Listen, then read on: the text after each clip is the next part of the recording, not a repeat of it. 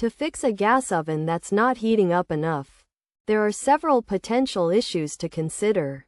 The first issue may be with the igniter, which can be resolved by cleaning or replacing it. To do this, start by turning off the oven. Then open the door and remove the racks and back panel. Locate the igniter and test it by switching on the oven to see if it glows.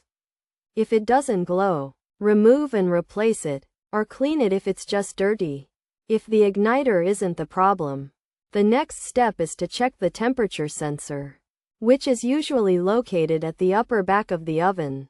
Ensure it's not touching the oven walls, and reposition it if necessary.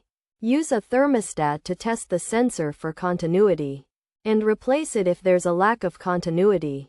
Another possible issue is with the oven door, which may not be closing properly. To inspect the door, detach it from the oven and check the hinges, door springs, and rubber gasket for any damage. Replace any faulty parts with new ones. Then reattach the door and check that it's closing correctly. By following these steps, you should be able to identify and fix the issue with your gas oven.